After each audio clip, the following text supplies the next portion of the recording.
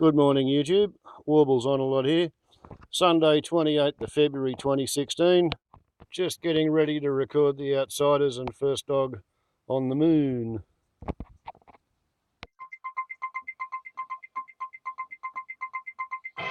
Time now for Outsiders. I'm Barry Cassidy, and you're not. It's so true. Outsiders with you. March 2 is almost upon us. The 20th anniversary of the glorious revolution of 1996. The election of John Howard. Ladies and gentlemen,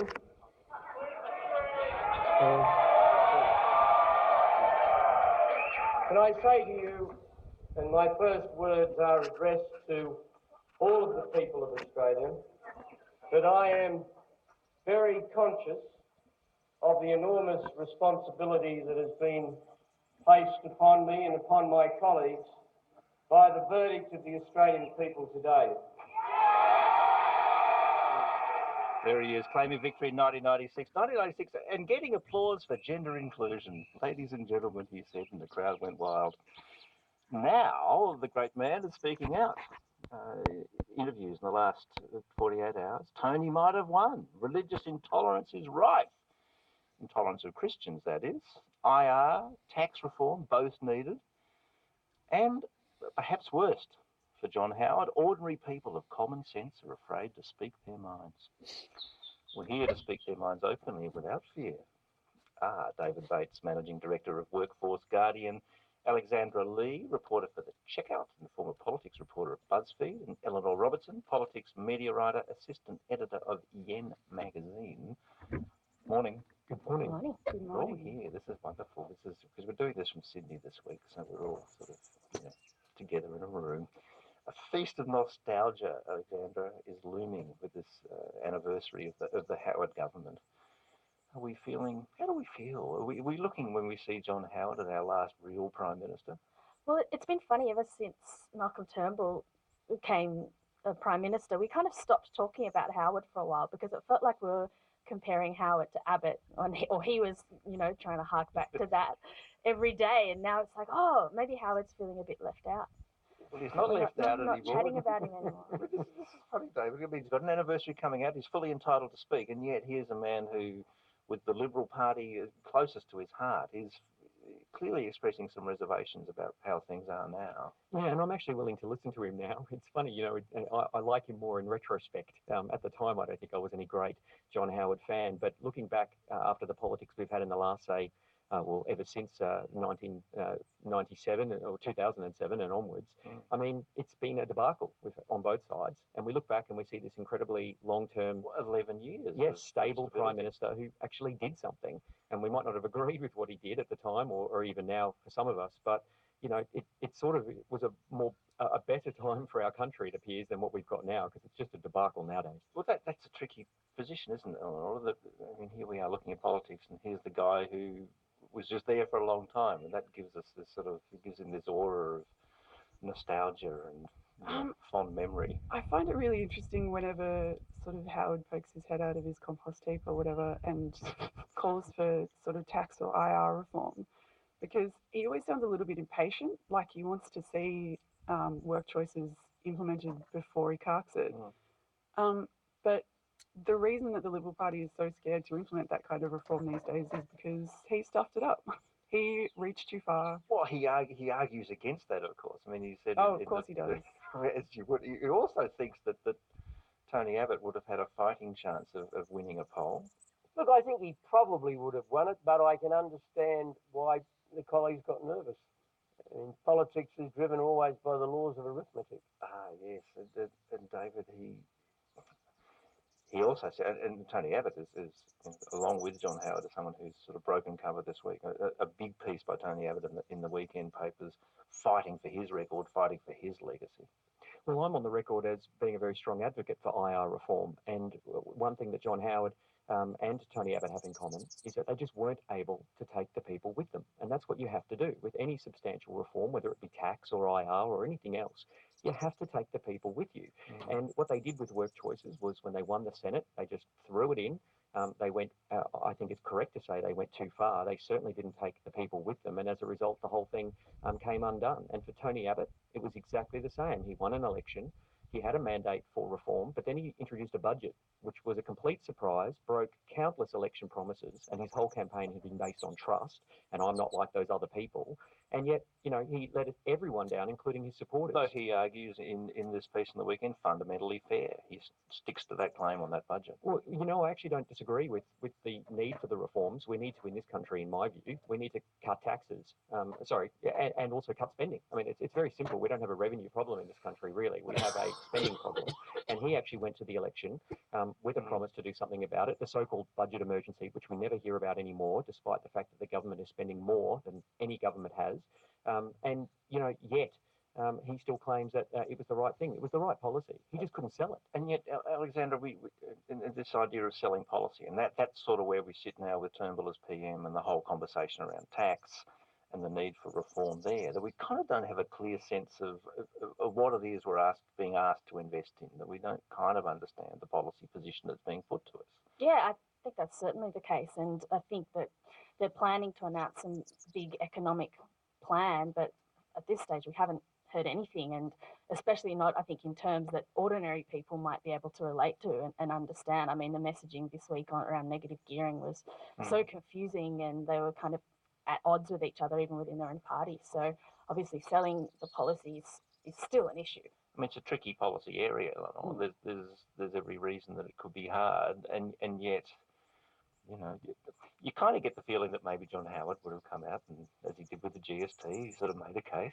I think that spirit is no longer there in the electorate. I think it is going to be extremely difficult to sell any kind of, especially industrial relations reform that reduces the bargaining power of workers at this point.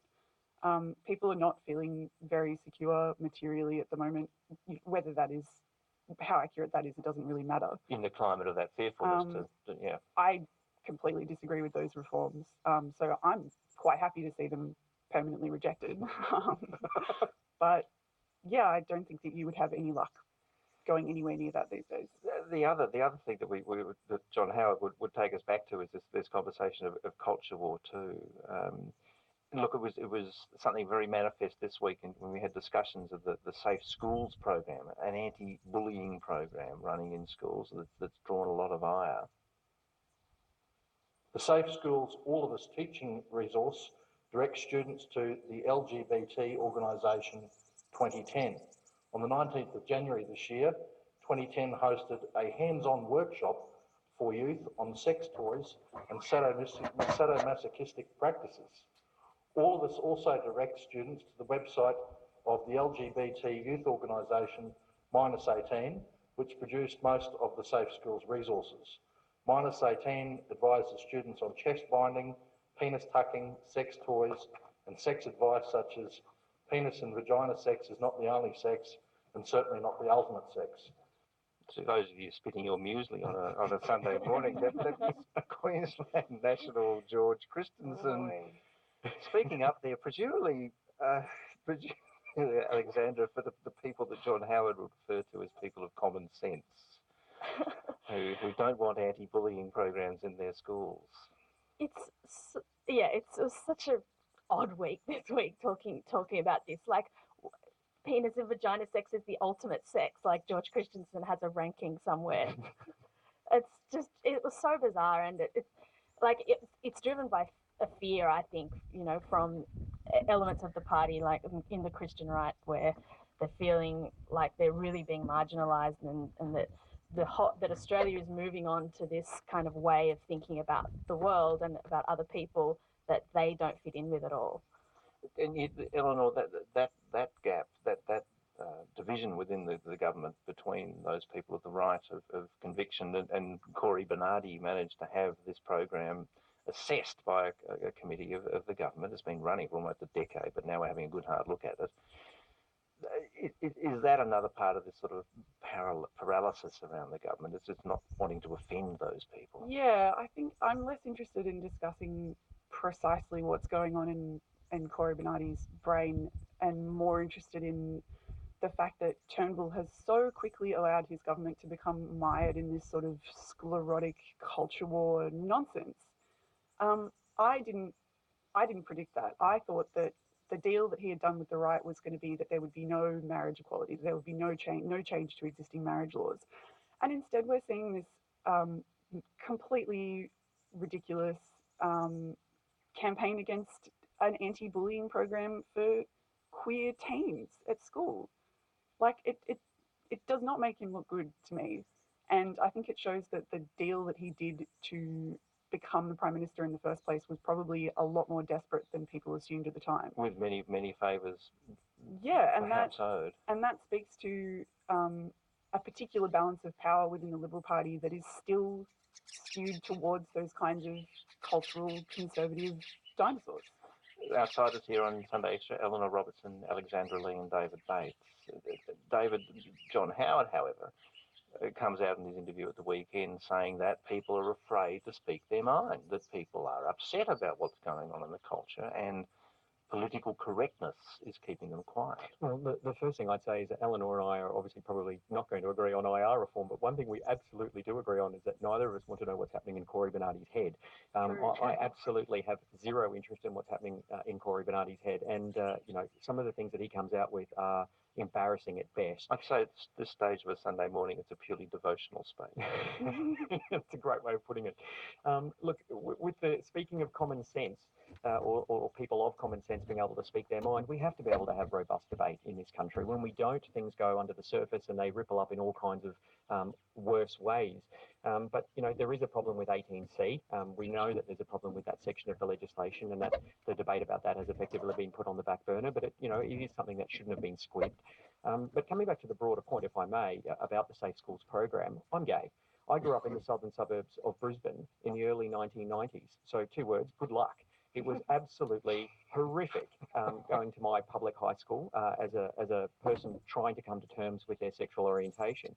I would have given anything in those years to have had someone in a position of authority or responsibility at least put out a message that bullying is not okay. Now, the problem with the Safe Schools program is, I think if you look at some of the material, it does go too far. Some of it is a little bit in your face, let's put it that way. And again, this is about taking people with you. You want parents to be comfortable with what's being taught in schools. You have to find a middle way.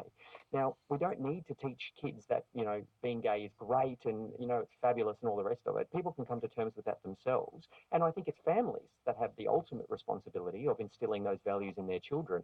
But what we should be doing in schools is at least making them safe from bullying and harassment.